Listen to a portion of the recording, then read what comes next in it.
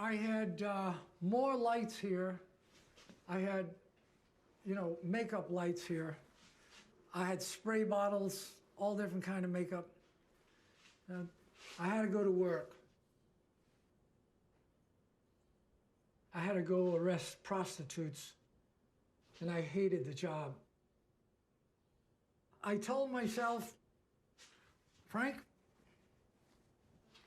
you're going on stage tonight, and the audience is out there, and you gotta really put this over. I told myself I was an actor, and I had to sell my role,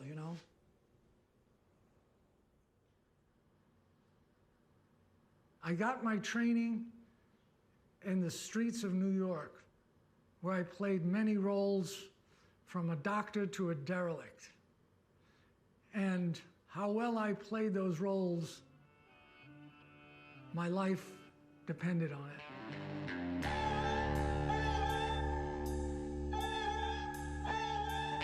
Tell us about the real Serpico.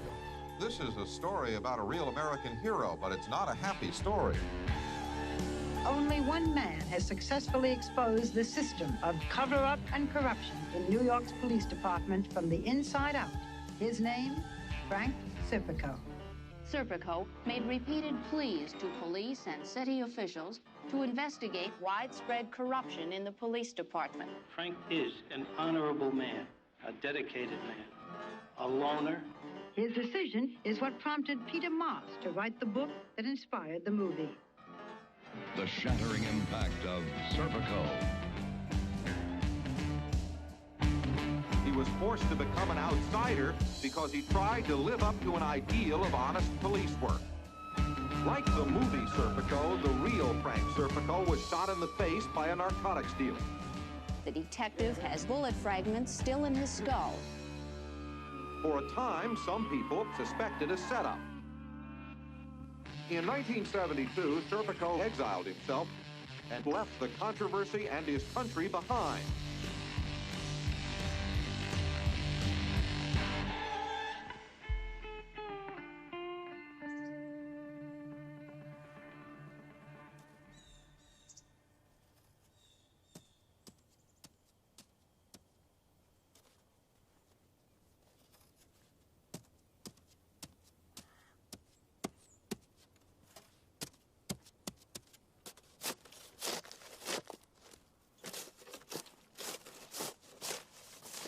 The bullet was never removed because it shattered. I got a piece in my jaw. One piece came out my ear one day. I got a 9mm piece nudging my carotid artery.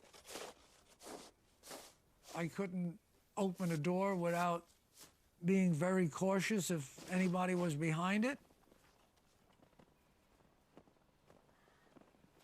These were all after effect of what happened.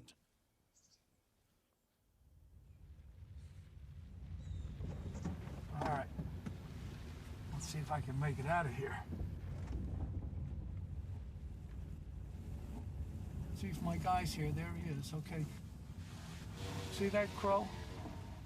I'm gonna put food out for him.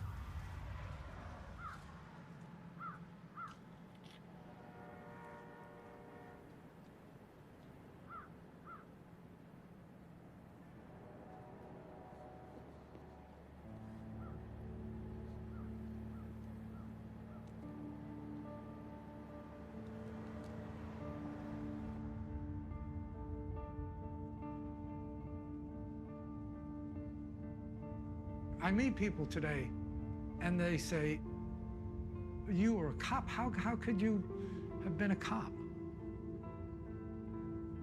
They think that cops only think one certain way.